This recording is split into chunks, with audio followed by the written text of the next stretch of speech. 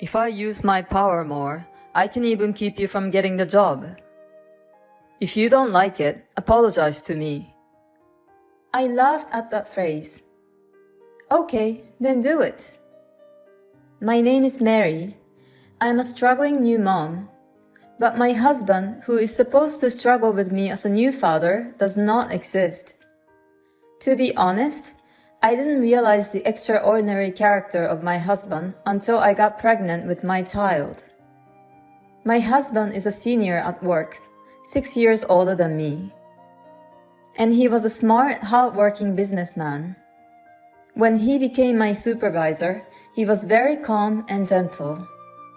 Then we got to know each other privately too, which led to our marriage. I was just starting out in the business world, but I fell in love with my husband.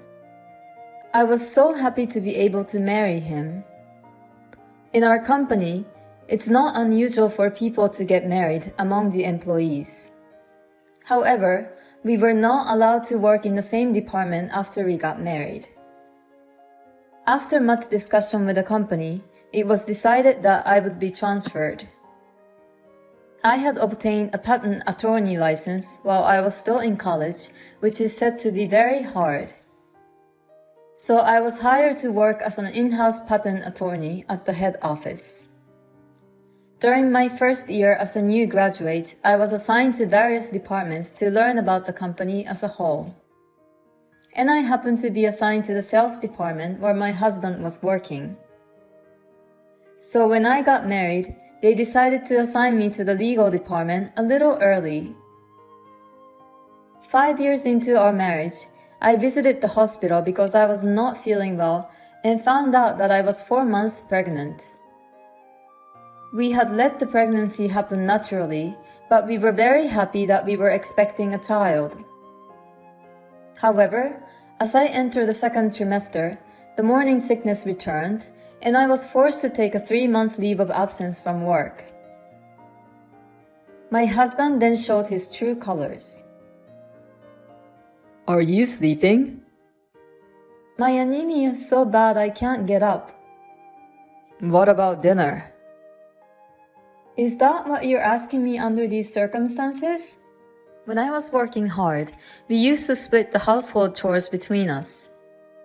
But as soon as I took a leave of absence, my husband left me to do all the chores. You're home all the time and you don't do a single chore. Can you please stop? You're making me even worse. Wait a minute. That's a mental problem.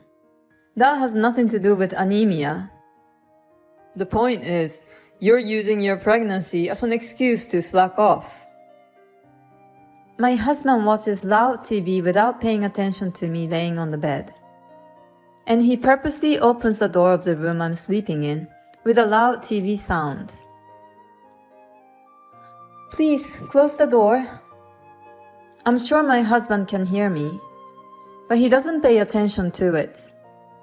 And this is when I learned the new side of my husband.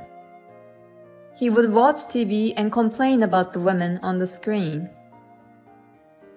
How can she be on TV if she's so ugly? Whoa, she's so fat. He's really bald. He complains about the TV programs all the time, endlessly. Is this how TV is supposed to be enjoyed? You're free to say whatever you want to say to yourself. But please don't open the door to the room where I sleep. I'd appreciate it if you'd stop complaining. Close the door, please. My husband ignores me. The TV is loud and my husband is talking to the TV, which I don't want to hear. I couldn't take it anymore, so I closed the door myself. And then I go back to bed. But he quickly opened the door again. Hey, why did you open the door? He didn't answer and continued to watch TV. I couldn't stand it any longer and called my parents. My mother agreed to let me stay at home to rest and recuperate. The environment at my parents' house was truly worthy of the name retreat. They provide me with 3 well-balanced meals daily. My mother, father, and 2 younger sisters are all very calm. My sisters are the first ones to come home from school to check on me. They would come to check on me and ask if I was okay. My health is gradually improving and I can now eat my meals in the dining room. Lunch is ready. Thank you. May I turn on the TV? By all means. I was eating lunch with my mother and watching TV. And she's laughing while she's watching TV. This comedian is so funny. Let's go to this shopping arcade after the baby's born and things settle down. The sight of her calmly and happily watching TV brought tears to my eyes. My mother was very surprised when she realized that I was crying because I sniffed my nose. What's wrong? Are you sick? No, I'm fine. What's wrong? I don't enjoy living with Nico. Oh, why? I told my mother everything, who had accepted me without asking any questions. Oh, is that what happened? He purposely opens the door to my room. It was so loud, so I closed the door and he'd open it right back again. And he complains about the TV all the time. I want to laugh with him as I do with you. Oh, that's a problem. You're going to have a baby. I can't stand the thought of him doing that in front of the kids. Well, I think you should have a talk. I don't want to see him anymore. Mary, you're going to be a mother. You can't just say you don't want to see him anymore. You have a child. You're right. For the sake of my child, I decided to have a talk with my husband. I was feeling much better, so I took a leave of absence for only 2 months and went back to work. I went back to the house where I lived with my husband. The house was very clean and well kept. He seemed to be living well even on his own. But the smell was the only thing that bothered me. Is this the sensibility to smells during pregnancy? And when I opened the door to my room, I found it to be the dirtiest room imaginable. It was like a dump. This is where the smell was coming from. I wondered if he had been eating in this room. Unwashed dishes and garbage all over the floor. And then my husband came home. What? You came back? What's this? What's what? My room. What happened there? Yeah, it's a punishment for you for neglecting your chores, not taking care of me, and going home to your parents. And you gained weight. Don't get any fatter or I'll divorce you. You weren't like that before I got pregnant. Why did you suddenly change? I've always been like this. You just didn't notice that. If you don't take care of me, pretend to be sick, or go back to your parents' house, I'll punish you again. What about the child? Huh? If we put our child first, you will take care of yourself. That's the way it's supposed to be when the child is still little. You're such an idiot. Of course I come first. Don't you listen to me? The child comes second. Come on, cook dinner. I'm going to live at my parents' house. Oops. That's okay. You just get punished by me again. In the end, we couldn't discuss it. At this point, I decided to divorce my husband. I went back to my parents' house and talked to them. I didn't expect it to go that far. What can I say? He's a twisted little shit, isn't he? He's a twisted scumbag. No, he's a twisted scumbag shit. What are you all saying? My family makes me smile. Me and my little baby are fine. My family welcomes us warmly. The time passed and a healthy boy was born.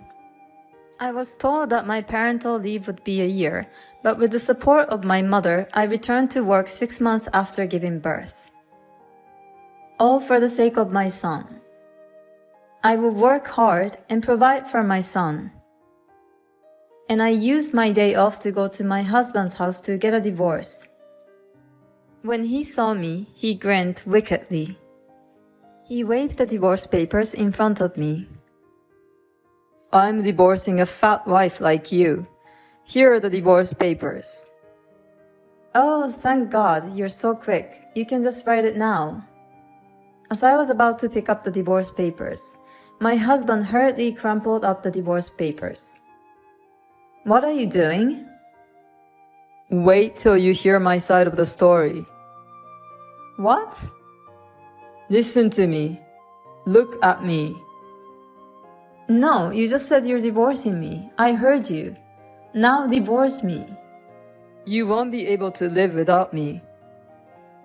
No, I haven't had any problems without you for the past 6 months. In fact, it's been very peaceful. I'm a salesman. So? I'm the one who gets the work to our company. That's why you guys have jobs. Are you serious? A company is only as good as its salespeople. Have more respect for me. Just go ahead and sign the divorce papers. I pulled the divorce papers out of my bag. My husband tried to tear them up and throw them away. What do you think will happen if you tear it up? My husband's hand stopped. Then I took out the voice recorder and my phone from my bag.